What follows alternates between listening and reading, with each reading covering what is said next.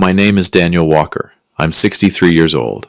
I coached Little League for 11 years. I made a pot roast that once reduced a grown man to tears. And until 8 months ago, I believed, genuinely, completely believed, that I knew exactly who I was and where I came from. But right now, I don't know whether to laugh or set something on fire. Welcome back to Dad's Sweet Revenge. Grab your snacks, get comfortable, and remember, every villain in these stories thought they were the smartest person in the room. They were not. Subscribe so you never miss a story. It started on a Saturday in October, the kind of gray, nothing-to-do day where you end up reorganizing the spice rack just to feel productive. My grandson Ryan was visiting for the weekend. He's 19, sharp as a tack, the kind of kid who fixes your Wi-Fi without being asked and then judges you silently for still having Internet Explorer on your desktop. He'd asked to poke around the basement, said he wanted to find my old baseball card collection for a school project on Americana. Sure, I said. Knock yourself out. There's nothing down there but dust and my dignity from 1987. I was upstairs watching football. Rebecca, my wife of 40 years, the woman who has seen me cry at exactly 2 movies and will take the titles to her grave, was visiting her sister Olivia for the afternoon. I had chips. I had a blanket. I had 0 concerns. I didn't know it yet, but the next 20 minutes were going to rewrite everything. Ryan had been down there maybe half an hour when I heard him go quiet. Not the normal quiet of a kid focused on something. The wrong kind of quiet. The kind that comes right before bad news. I'd heard it before, actually. Same silence, right before my doctor said the words, "We need to do a biopsy. Your body knows the difference." His footsteps came up the stairs slowly, one at a time, like he was rehearsing something in his head. He appeared in the doorway, pale, not sick pale, sheet white in the face the way people look when they've seen something they can't unsee. He was holding a shoebox, old, taped shut with masking tape gone yellow with age. His hands weren't exactly steady. "Grandpa," he said. "Yeah, bud. Who am I to you?" I muted the game. "What kind of question is that? Just answer it. Who am I? You're Ryan. You're my grandson. You're Mitchell and Lauren's kid. What's going on?" He set the shoebox on the coffee table and sat down across from me. Didn't say anything for a long moment. Just looked at me with those eyes that were suddenly too serious for a 19-year-old's face. "Is Mitchell really your son?" he asked. The room changed temperature. I don't know how else to describe it. "Ryan, because there's stuff in this box, Grandpa. Letters, documents. And I need you to look at them before anyone else does because I think..." He stopped, swallowed. "I think someone's been lying to you for a really long time. ... Here's what was in the box. Letters. 22 of them, bound with a rubber band that crumbled when Ryan touched it. Letters addressed to my wife Rebecca, but not from me. From a man named Harrison Colt, dated between 1981 and 1986. The handwriting was confident, forward-leaning, the kind of handwriting that belongs to a man who's never been uncertain about anything in his life. There were also 2 documents. One was a private paternity test, the old-fashioned kind. The kind you'd have done quietly, off the books, before the internet made secrets harder to keep. It was dated June 1984. Mitchell's name was on it. So was Harrison Colt's. The result was not ambiguous. The second document was even better. It was a letter from Harrison to Rebecca, dated 1986. In it, he referenced our arrangement and the money. He mentioned that Rebecca had agreed to maintain the current situation, as long as he kept funding, and I'm quoting here, the life she'd chosen to keep, my wife, my Rebecca, who cried at our anniversary dinner every single year, who held my hand when my father died, who once told me, looking me dead in the eye, that I was the only man she had ever loved. I sat there with those letters in my hands and I felt something I hadn't felt since I was a kid. The specific, disorienting vertigo of realizing that a thing you believed was solid is actually hollow. "Grandpa," Ryan's voice was very careful. "Are you okay?" "No," I said, because there was no point lying. "No, I'm really not. Do you want me to? Just sit with me for a minute." He sat. Good kid. Didn't say a word. Just sat there while his grandfather tried to reassemble 40 years of memories, with the knowledge that some of them were built on sand. What I didn't know yet was that the box was only the beginning. The real story, the one with teeth, hadn't started yet. Time Mitchell is my oldest. 38 years old, contractor, lives 20 minutes away. We go fishing twice a year. He calls me on my birthday without fail. He has my build, I always thought. Broad shoulders, a little too stubborn for his own good. Now I was looking at those shoulders in my memory and wondering if I'd invented that resemblance out of love. My other two kids are Chloe, 34, and my youngest, who I'd always just called my boy, but who's actually named after nobody I can remember naming. His name is actually just plain James, 30. Plain, uncomplicated James who lives in Portland and calls me when he's bored. Neither of them are in this story yet, but they would be. I put the letters back in the box. I looked at Ryan. Does your dad know? I asked. I don't think so, Ryan said. He doesn't act like someone who knows. That was probably the truest thing anyone said to me that entire day. Mitchell doesn't have a poker face. Never did. When he's carrying something heavy, you know it within 5 minutes of being in the same room as him. If he'd known he wasn't my biological son, I'd have seen it in his eyes every time he looked at me, which meant Rebecca had carried this alone for 40 years. And Harrison Colt had carried it with her. Do you know who Harrison Colt is? I asked Ryan. He pulled his phone out slowly, turned it to face me. I looked him up while I was still in the basement. The screen showed a LinkedIn profile. Harrison Colt, 67. Managing partner at Colt & Associates, a real estate development firm based out of our city. Gray-templed, well-dressed, the kind of man who gets photographed at charity galas and looks like he belongs there. He had the kind of jaw that goes with old money and zero accountability.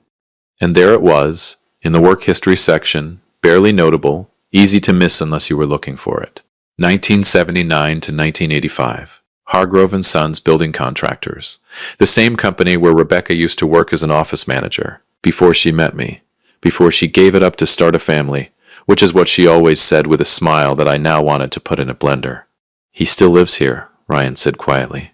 I know, I said, though I hadn't known, until that second. What are you going to do? I looked at my grandson, this 19-year-old kid who had come up from my basement and handed me a grenade with the pin already out, and I said the most honest thing I could think of.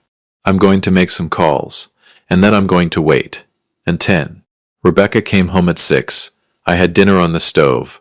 Ryan was in the guest room with the door closed, bless him, playing video games at a volume that suggested he understood the need to be elsewhere. She walked in looking exactly the way she always looked. A little tired, a little happy, hair slightly windswept from the drive. She kissed me on the cheek. She smelled like Olivia's lavender candles. She asked if the pot roast was almost ready. Sit down, Rebecca, I said. Something in my voice must have done it, because she went still immediately. 20 years ago she would have asked what was wrong. Instead she just went still, like she'd been waiting for this, like some part of her had always known this day was circling. Daniel, sit down. She sat. I put the shoebox on the table between us. I watched her face. Oh, she knew what it was.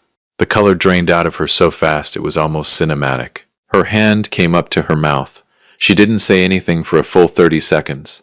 And in those 30 seconds I watched 40 years of marriage reorganize itself behind her eyes into something I didn't fully recognize. Where did you... Basement. Ryan found it. Oh God. Yeah. Daniel, Is Mitchell my son? The longest pause of my life. Longer than waiting for biopsy results. Longer than the moment before a car crash when you know it's coming and your brain just freezes. Biologically, she said finally, her voice barely above a whisper. No. There it was. Out loud. Real. I nodded. I turned back to the stove. I stirred the pot roast because I needed something to do with my hands that wasn't flipping the table. How long did you know? I asked. Since the pregnancy. And Harrison. He knew too. It was before you and I were serious, Daniel. It was before the paternity test is from 1984, I said. We were married in 1982. Silence. So it wasn't before, I said. Try again, she cried. Of course she cried. Rebecca has always been a beautiful crier. Not ugly cry, not dramatic cry, just quiet, elegant tears that make you want to wrap her up and fix whatever's wrong. I had spent 40 years responding to those tears. My body still wanted to reach across and hold her hand. I did not hold her hand. We had an affair, she said. It was 8 months. It ended before Mitchell was born. Harrison. He wanted me to leave you. I didn't. I chose you, Daniel. I chose our family. You chose our family. You were so good with him. You loved him so much from the start, I thought. You thought what? That it didn't matter? That I didn't deserve to know? I thought the truth would destroy everything. Rebecca. I turned around and looked at her. The lie already did. I didn't know yet what Harrison Colt had been doing while this conversation was happening, but I was about to find out, and it was going to make everything so much worse and so much more satisfying than I could have imagined. And I'll skip the part where I cried in the shower. A man's allowed at least one scene of private devastation before he pulls himself together. All you need to know is that it happened. It was brief. And when I came out, I was a different version of myself. A colder one. The kind that makes lists. Over the next 3 weeks, I made a lot of lists. I did not tell Mitchell. Not yet. That conversation required more preparation than a weekend could give me. And it wasn't mine alone to have. I asked Rebecca to stay in the house, to keep things normal on the surface, while I figured out my next move. She agreed. Desperately, pathetically agreed, like a woman who would agree to anything to keep the structure standing. I'm not proud of how little sympathy I had for her in those weeks. I am, however, proud of what I built in the meantime. See, the letters in that box weren't just personal. That second letter, the one about the arrangement and the money, was something else entirely. Because when Rebecca said Harrison had been funding the life she'd chosen to keep, she hadn't been vague about it in the letter. She had itemized it. He had been making payments to her, monthly, for over 2 years, starting in 1984, the year Mitchell was born, and ending in 1986, when something apparently shifted. The payments came through a business account belonging to a shell company. I know what that sounds like to you. It sounds like hush money. It sounded that way to me too. But here's the thing about Harrison Colt, managing partner, charity gala regular, pillar of the community. He was also currently in the middle of a very public campaign to become the city's next district council chairman. His whole platform was about family values, community integrity, and, I want you to savor this, transparency and leadership. I am not a vindictive person by nature. Ask anyone who knows me. I coach kids. I make pot roast. I once let a guy merge in traffic during rush hour, and I still think about it fondly. But I am, when necessary, a thorough one. I called my old college friend Lily Reese, a woman who has been a paralegal for 30 years and owes me a favor I never planned to collect. Until now. You still have contacts at the county records office? I asked. Daniel Walker, she said. What did someone do to you? Pull the property and financial filings for Colton Associates between 1983 and 1988, and anything connected to a shell called, I checked the letter, Meridian Property Group. A pause. This is personal, isn't it? Very. Give me a week. She needed 4 days. What Lily found was this. Harrison Colt had not simply been paying my wife to keep quiet about an affair. The payments from Meridian Property Group were part of a larger pattern of transactions that in 1984 were connected to a housing development deal in which Harrison had used falsified occupancy permits to push through construction approvals. The scheme had touched 4 city officials and netted his firm about $2.3 million in contracts that should have gone to competitive bid. 2 of those city officials were still alive. One of them, a now retired man named Garland Mitchell, no relation to my son, had apparently been trying for years to find documentation to support what he knew had happened. He'd been stonewalled every time. The records had a way of going missing, except for the records that had been in my basement, because tucked beneath the letters in a manila envelope I had initially set aside were copies, account statements, transfer records, correspondence between Harrison and the officials. Rebecca, it turned out, had kept everything. Whether as insurance or guilt or both, I couldn't tell you. Maybe she didn't know herself, but she had kept every single piece of it in that shoebox, in my basement, for 40 years. My wife, who had lied to me about the most fundamental thing in our life together, had apparently also been accidentally holding the key to dismantling a corrupt man's entire legacy. Life is funny, not ha-ha funny. The other kind. I sat with Lily Reese at her kitchen table and looked at the documents spread out between us, and I said, "Is this enough?" "For what?" she asked. "For everything." She took her glasses off and cleaned them, the way she always does when she's thinking hard. "Daniel, if you take this to the right people, yes, this is enough to end his campaign. Depending on how the statute of limitations runs on some of this, it could be enough for a serious civil suit from the city. And if Garland Mitchell is willing to go on record, let me worry about Garland Mitchell," I said. What I hadn't counted on was Harrison Colt finding out that the shoebox had been discovered before I was ready to move. And what happened next almost almost derailed everything. And, and, and he showed up at my house 3 weeks after Ryan found the box. On a Tuesday afternoon, a silver Mercedes pulled up to my curb, and a tall, gray-templed man in a coat that cost more than my first car walked up my front path like he owned the street. I watched him through the window. 67 years old, and he still walked like a man who expected doors to open for him. I'll give him this. He had posture. You could hate the man and still admire the posture. I opened the door before he knocked. He blinked, recovered quickly. Daniel Walker? In the flesh. You must be Harrison. A pause. He reassessed me. I let him. Can we talk? He said. Come in. I offered him coffee. He declined. We sat in the living room, the same room where Ryan had handed me the shoebox, the same room where I'd watched my wife's face tell the truth her mouth had withheld for 4 decades. And Harrison Colt crossed one leg over the other and looked at me with the steady, practiced calm of a man who had navigated difficult conversations many times before. Rebecca called me, he said. I figured. She told me you found some old correspondence. Old correspondence, I repeated. That's one way to put it. Daniel, I understand you're angry. Do you? I leaned back in my chair. Because I want to make sure we're calibrated here, Harrison. I'm not angry the way you get angry when someone cuts you off in traffic. I'm angry the way you get angry when you find out 40 years of your life were built on a lie. Those are different feelings. One of them goes away. The other one you have to find a use for. He was quiet for a moment. Then, almost admiringly, what is it you want? I want to know if Mitchell knows. He doesn't. Good. Then we agree on one thing. I stood up. Now get out of my house. Daniel. He stood too, and now his voice dropped, lost a little of the polish. There are documents in that box that go beyond the personal. If those documents were to surface during my campaign, I know. Then you understand there would be consequences for Rebecca as well. Her name is in those letters. Her accounts received those transfers. If someone decided to make an issue of it, and there it was. The threat dressed up as concern. I looked at him for a long moment, at this tall, polished, silver-haired man who had slept with my wife, fathered my son, paid her to stay quiet about both, and was now standing in my living room suggesting that he could hurt her if I wasn't cooperative.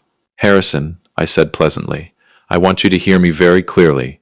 Get out of my house, don't contact Rebecca again, and never set foot on my property. Because if you do any of those things, what I have in that box will be on the desk of the city editor at the Tribune before you make it back to your Mercedes.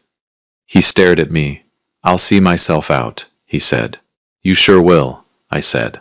I watched him drive away. Then I picked up the phone and called Lily Reese and told her to accelerate everything by 2 weeks. If you've made it this far, first of all, thank you. You're officially one of the good ones. Drop a comment and tell us where in the world you're watching from. We genuinely love knowing. And if you enjoyed this, a like, share, and subscribe costs you nothing but means everything to us. I told Mitchell on a Sunday. Rebecca was there. Ryan was there. Because he'd earned the right to be, and because Mitchell's own son deserved to see his grandfather handle something hard with his chest out. It was the worst conversation of my life. Worse than anything in the Harrison saga. Worse than Rebecca's confession. Worse than all of it. Because Mitchell, my son, my firstborn, the kid I taught to ride a bike and talked to all night when his first marriage fell apart, Mitchell looked at me when I was done talking and said, the one thing I hadn't prepared for. Are you still my dad? Not, who is my real father? Not, how could mom do this? Just, are you still my dad? I had to take a second. I will not apologize for that. You were mine the day you were born, I said. You're mine right now. You'll be mine when I'm in the ground. Biology is just chemistry, Mitchell. What we have is a choice I make every single day. You understand me? He nodded. He cried. I cried, Ryan cried, and then immediately looked embarrassed about it, which made Mitchell laugh, which broke the tension in the room like a window going out. Rebecca tried to speak. Mitchell held up a hand. Not today, Mom, he said quietly. I can't do you today. She nodded. She accepted that. It was, honestly, the most dignified I'd seen her since all of this started. I didn't know it yet. But Mitchell was going to have his own role in the ending, and it was going to be perfect. I'm going to tell you how it ended. But first I want to tell you something about revenge. Because everyone gets this wrong. Revenge isn't heat. It isn't the moment when you're shaking with fury and you want to scream and throw things. That's grief. That's pain. That's the first hour after you find the shoebox. Revenge, done right, is cold. It is patient. It is a Sunday morning in November, when you wake up early, drink your coffee slowly, and review your documentation one final time with the steady hands of a man who has already decided exactly what he's going to do and is simply waiting for the right moment to do it. Harrison Colt's campaign fundraiser was a black tie event at the Meridian Hotel. And yes, I noticed the name on a Friday evening in November. 400 guests, city officials, business community, journalists. The kind of event where a man reveals himself to be exactly what he wants you to think he is. I did not attend the fundraiser. I am 63 with a bad knee and I don't own a tuxedo.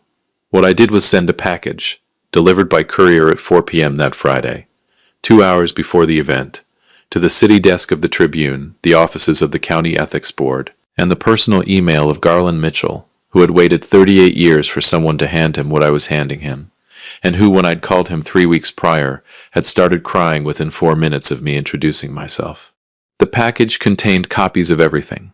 The financial records, the transfer documents, the correspondence between Harrison and the city officials. Lily Rice had organized it into a 60-page brief that was as clean and damning as anything I'd ever seen outside of a movie. It also contained a cover letter, 1 page, written by me at my kitchen table on a Thursday night while Rebecca sat quietly in the other room and Ryan played video games upstairs and my pot roast simmered on the stove. It laid out the timeline clearly, identified the source of the documents, and noted, with the dry pleasantness I have apparently perfected, that the enclosed materials had been preserved privately for 4 decades and were now being released in the public interest. I signed it Daniel Walker, Citizen. The Tribune ran the story the next morning. Saturday edition, above the fold. Harrison Colt's campaign events for the following week were canceled by end of day Saturday. By Monday, the County Ethics Board had opened a formal inquiry. By Wednesday, 2 of Harrison's former associates, old men now, both of them with more to lose than to gain by staying quiet, had retained lawyers and were, according to Chloe's contacts, talking. Harrison Colt withdrew from the council race on a Thursday. His statement cited personal and health considerations. I read it over breakfast. It was impressively vague. I gave him points for that, because at 67 with your legacy on fire, health considerations is about the most graceful way out you've got. But that's not the ending. That's just the main course. The ending happened 3 weeks later when Colt and Associates lost 2 major city contracts that had been up for renewal. Contracts that, according to Chloe, the city had been quietly renewing for 15 years, out of a combination of inertia and the kind of mutual back-scratching that keeps men like Harrison Colt in their Mercedes. The value of those contracts was approximately $4.8 million annually. The company that won those contracts instead? A small but well-regarded construction firm that had been submitting competitive bids for years without success. Walker & Son Contracting. Mitchell's company. I want to be clear, I did not engineer that. I did not call anyone or pull any strings or make any suggestions. Mitchell had been submitting bids on those contracts for 3 years. He was the legitimate low bidder both times. The city, freshly mortified by its association with Harrison Colt and desperate to demonstrate some kind of clean break, went with the honest bid. Life, sometimes, will do your poetic justice for you if you're patient enough. Mitchell called me when he found out. I was in the garage of all places cleaning out what was left of the junk in the basement. Because once you've found one shoebox full of 40-year-old dynamite, you develop a strong desire to know what else is down there. Dad, he said, and his voice was the voice of a man who had been through a furnace and come out the other side with something clarified. Did you know? About the contracts? No, I believe you, he said. I just needed to hear you say it. How do you feel? I asked. A long breath. Weird. Good. Angry at Mom still. Better at you than I've been in a while. That's fair on all counts. Hey, Dad. Yeah. The first project I do with those contracts, he said. I'm naming it the Walker Building. I don't care if it's a sewage treatment facility. I laughed for the first time in 2 months. Real laughter. The kind that comes from somewhere below the throat. It better not be a sewage treatment facility, I said. There are things I haven't resolved. I want to be honest about that, because this isn't a movie and I'm not a screenwriter. Rebecca and I are separated, not divorced, not yet, because 40 years of anything doesn't dismantle in a season, and because there are lawyers and paperwork, and the kind of careful, exhausting conversations that require two adults who are both devastated in different ways to sit across from each other and be reasonable. We're working on it. Some days working on it means actual progress. Some days it means I drive to the lake and sit in my truck for an hour before going back. Mitchell is in therapy. His choice, his timeline. He told me it was helping. I told him I was glad. We don't talk about Harrison Colt. We talk about fishing and his contracts and Ryan's semester grades and whether the pot roast is better with or without the red wine reduction. It is unambiguously better with the red wine reduction. This is not up for debate. Ryan, my grandson, the 19-year-old who came up from my basement pale and steady and handed me a grenade with the kindness of someone who understood what it would cost. Ryan got a job offer from a tech firm in Austin and asked me if he should take it. I told him yes. I told him to go live his life with both hands. I told him that the greatest thing a person can do with a hard truth is use it to build something better, not just to burn something down. He wrote that down. I don't know why, but he wrote it down. Harrison Colt still lives in this city. I see his name occasionally, a mention in a business brief, a signature on a letter to the editor that was, I noticed, about civic transparency. I don't know if that's irony or penance or both. I don't particularly care. A man stripped of his power and his reputation and his carefully constructed mythology is already living the consequence. I don't need to watch. What I need is in my kitchen. It is a pot roast. It is a phone call from my son about a new contract. It is a text from Ryan that says nothing but a thumbs up emoji, which is 19-year-old for I'm thinking of you. It is the quiet understanding that I have been, in the ways that matter, in all the ways that actually build a life, exactly who I thought I was. Husband, father, grandfather, citizen, the man who found the shoebox, the man who knew what to do with it. 40 years of marriage, 3 kids, 1 mortgage paid off, and a knee that predicts rain. That was my whole life in a sentence. Turns out, when you rewrite a sentence, sometimes what you get is a better one. If you like this story, join our community by hitting that like button and subscribing for more real, raw, and family-centered stories.